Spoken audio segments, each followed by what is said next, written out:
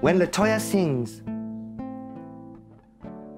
God bless Africa and her sons and daughters. Think of her. Every song. Every song. You'd think just his love songs that remind me of her. No.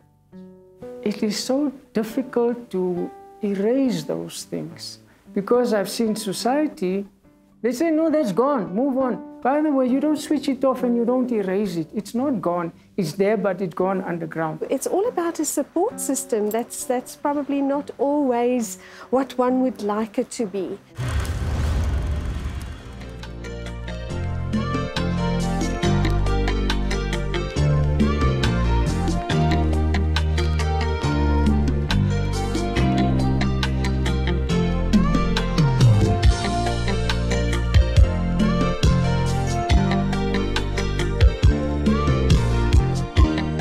Alwa mo family ya Koma, family ya Pina.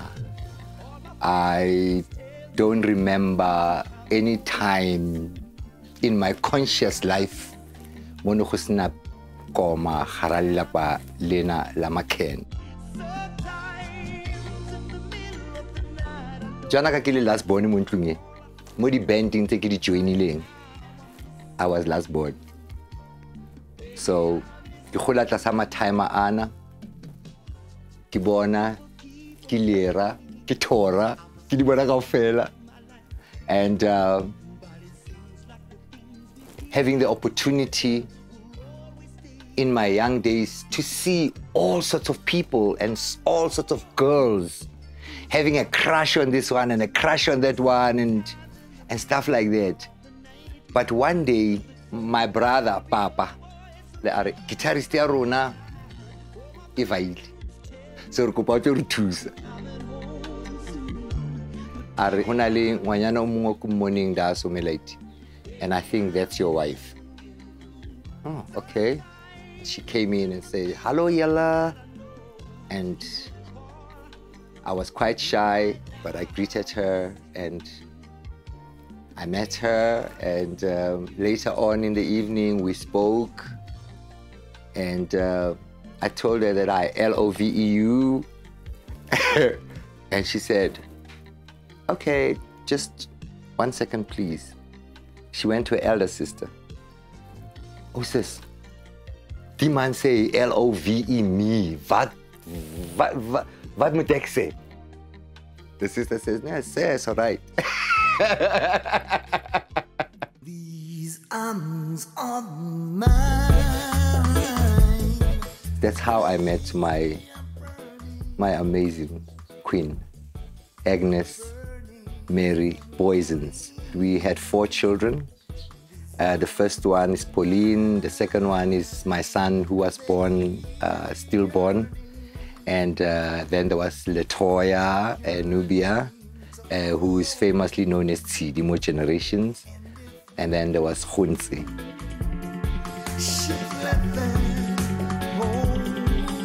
We raised our children from music, get a new music, record them, and we became family. We grew, and she was a powerhouse. She still, if I want to think straight in my life today, I have to refer to what I've learned during our time.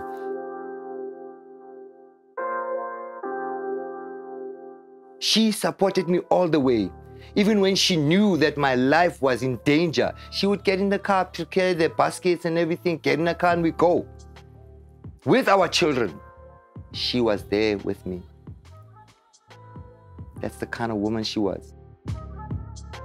She died in 2001. She had a stroke. And yeah. And it took about 4 days and she checked out. And I was dizzy. I did not know which ngiyapi, ngiyakai, chigakai. There's a song ya Brookbenton. Ibua ka hore I move your pictures from my wall. Girl, you replace them both large and small. And each new day finds me so blue. And I know nothing can take the place of you. It reminds me of her. When LaToya sings, God bless Africa and her sons and daughters. Think of her. There is no song that makes me not think. When I hear the revolutionary music, Yamakabani, when I hear African Youth Band,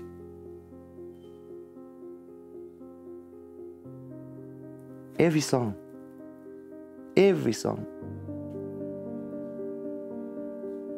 You'd think just his love songs that remind me of her. No. I changed into revolution while she was there. She was watching me. She let me. She didn't say, you're gonna get killed. Don't go there. Never. I have a grandchild right now. A grandchild. That's a reflection of my wife. LaToya is a reflection of my wife. Pauline is a reflection of my wife. So you see her physicality, not just in spirit. I can think of her, that spirit, but I can hold her right now. I can hold these children who reflect her, who give me the same empowering spirit that she used to give me. When she left, my children scattered.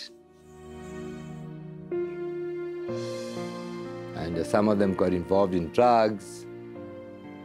I tried to get married a year later to fix it. Until even now, my daughter is still a drug addict. The baby, the Khunsi. I had to deal with the older one, Pauline, who also has been on drugs. My family fell apart. All of us, we fell apart, all of us. Toya wasn't better off. Everybody just thought that their own pain was bigger than the other one's pain. You are looking into yourself and not looking for yo. They are just feeling even worse than me, you know. So that thing, made us lose sight with the unity of the family.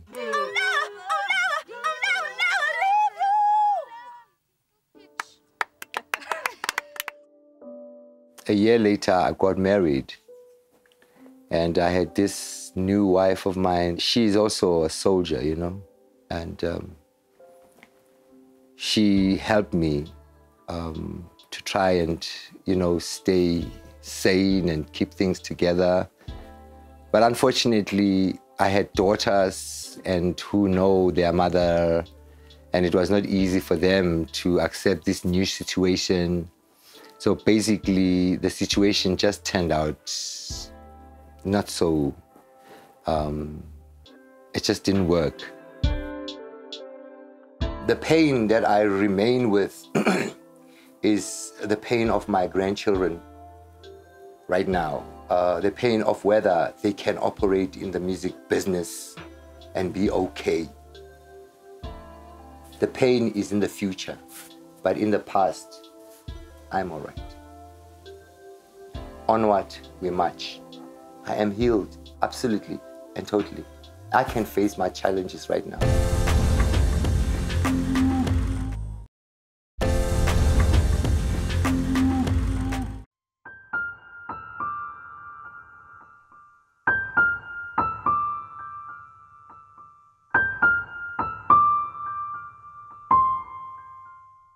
I grew up in Nuclear Color Township, which is next to Western Native Township, and next to that was Sapphire Town. If we were not moved out of Nuclear, I would have never met my wife, because they were relocated from a township they stayed in to Western Native Township. We were relocated from Nuclear to Western Native Township. Ironically, we became neighbors. We were just staying opposite each other. And so eventually we became girlfriend, boyfriend, and it was just a natural consequence that we see each other always. We went out together and we were seen as a couple. We had a bond. What I mean by that, it was, would you believe in all the years of our marriage, I never once told her I love you. It was not necessary. We knew it was something you don't actually have to say. We had that bond of always having, of knowing about each other. She loved cooking and baking. So Saturday night was always a night to look out for because she would make crucistas. And coffee on a Saturday night is heaven. So that's what our routine was for Saturdays. And Sundays, of course, the big family lunch. I don't know today, with my wife being gone, we don't have that. I don't have that anymore. But Sundays was a big family lunch. Relatives can come and we all sit and eat.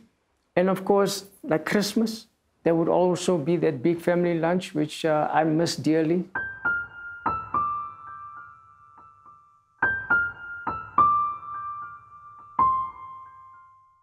One of the routines we had on a Sunday mornings, we'd go for a long walk, and that would help me loosen up my tight muscles.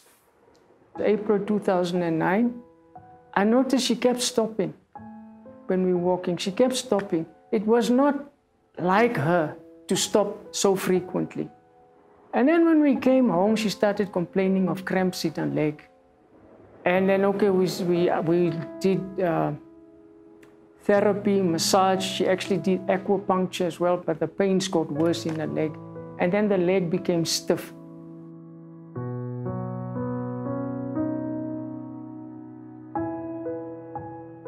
In desperation, I went to our GP. I said to him, hey, listen, man, this woman can't walk anymore. She walks stiff, you know.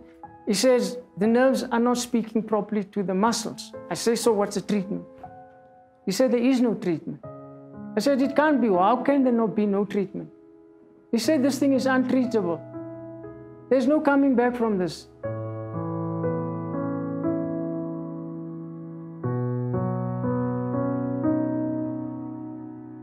It went so bad that it affected me physically. I developed hypertension. I became so sick.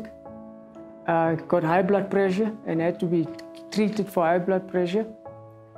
And I suffered a lot of weight loss. I wasn't always this skinny. It is from that episode that it broke me physically. It really broke me. And I also developed prostate cancer, stage 4. It was in February, that last week, when she started showing me more frequently, hey, I think I'm gonna go. Before she died, I told her, listen, today I'm not going to work. You know, I've got an appointment to have my prostate biopsy. By then, the prostate was acting up. I said, I'm going for a biopsy. I will not be available between 1 and 3. It was 20 to 3 when I came here at the corner and I saw an ambulance at the door. And I saw my son, the eldest one, and he was like out of his mind. I said, what's going on? He says, Ma, I think Ma's died. I said, come, let me go and have a look. By then, I had so many episodes with my wife. There wasn't any problem I could not deal with of a physical nature. And then I came there and I said, oh, she's still warm and everything. I said, no, maybe she's not breathing properly. And I took out the oxygen machine, I put it on her, ventilated, and nothing. And then I realized my wife has died.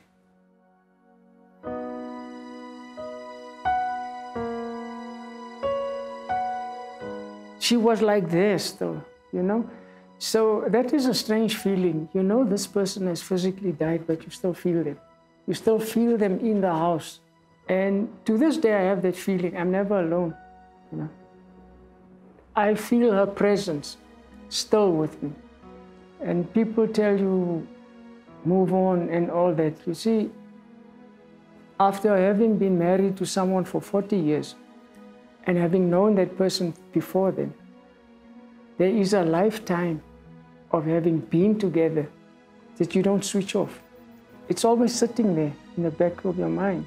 So that thing continues, that the way I am and my routines with things, I'm maintaining those things and my partner understands those things. You don't switch those things off. It is so difficult to erase those things. It is, what has happened now, it is subliminal. I don't talk about it anymore because I've seen society means move on. There's no sympathy for you. They want you to move on. But it ignores the prior life. It ignores the reality of what you have grown into over the past decades. Society doesn't see that. They say, no, that's gone, move on. By the way, you don't switch it off and you don't erase it. It's not gone. It's there, but it's gone underground. I live now one day at a time. And the good thing is I am finding out there is life. There is life out there. And it's growing into this. I will be 68 this year, and I'm feeling I'm launching. It's like I am beginning to find a new life.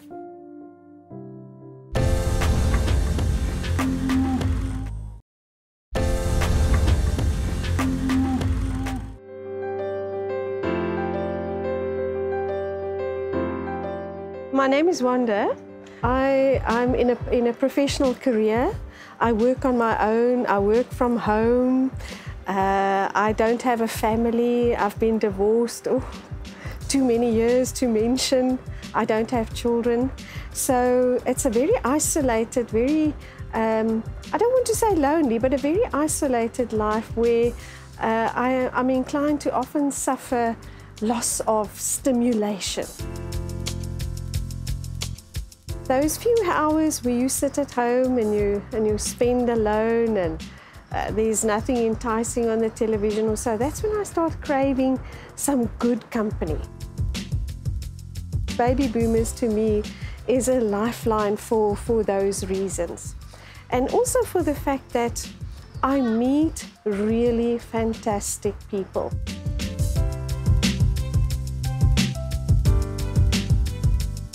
I started Baby Boomers just a little over 3 years ago.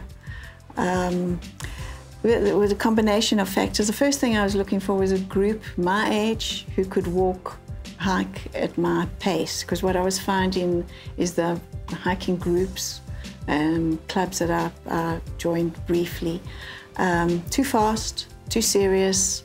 It was more like a time trial every time, you know. I had a partner who I'd broken up with, so he was no longer around to hike with me.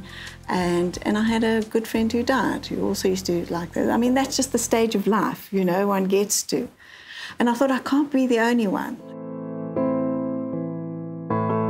You know, my sister who lives in the United States, she was on a mission to get me connected with, I think she had more of a guy in mind. And she told me about sites on the internet and so on, and I'm really not interested in that at all. And then she put me in touch with somebody who had heard about the meet-up concept that is, in fact, an international concept. And I investigated it one day and saw that there's this group calling themselves the Baby Boomers, which I am pretty much a part of. I'm turning 60 this year, so I fall pretty much within that band of that Baby Boomer generation. And it sounded interesting, and I thought, you know, nothing ventured, nothing gained. Let me try it, and I've never looked back.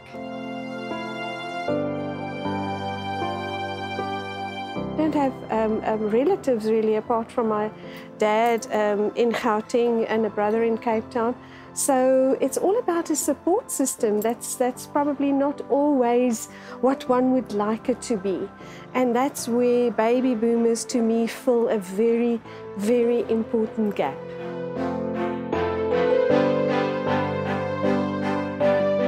There are fabulous people out there who I probably would never have met. There's always lots of talk and conversation. We can sit around a table at dinner or lunch or whatever, and they'll There's never a gap in the conversation. In fact, there's too little time for everybody to have their say. It's get-togethers and catching up. We go to live shows, whether it's classical music, comedies, serious shows, the big concerts we go to. We enjoy movies, obviously. And yes, outdoors is quite important. It's a really easy, comfortable way to make friends.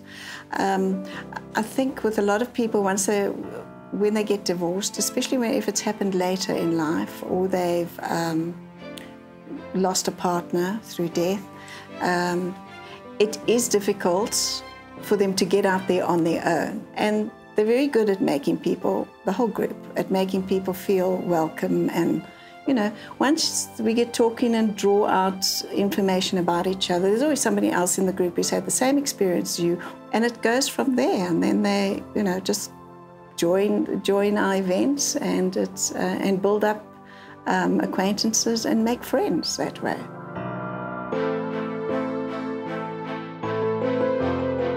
When I attend events where there's enough of that it feeds my soul, it feeds my needs, you know, and I could probably go for a month or so without an event if I've had a good evening or a good day or a good weekend of just soaking up other people's lives, you know, sharing with them what they're doing and what's important to them. And a lot of them, I must say, I'm probably one of the odd ones out, not having grandchildren, not having children, and anything like that. So you share in the experiences of other people who do have that, and that is incredible. So many have come to me and said, well, thank goodness for this, because they didn't know how they were going to get on with their lives. And that's very heartwarming, you know, and then they're off and running, you know, it's wonderful. Hardly a day goes by that I don't get 2, 3, 4, 5 little WhatsApp jokes and so on. And that group is largely made up of baby boomer friends, you know, and we all appreciate it. I mean, it's like a little lifeline within a lifeline, you know. We keep circulating those things, sending it around and so on. And that, to me, is of tremendous value. But it is lovely, it keeps me going, makes me feel I belong.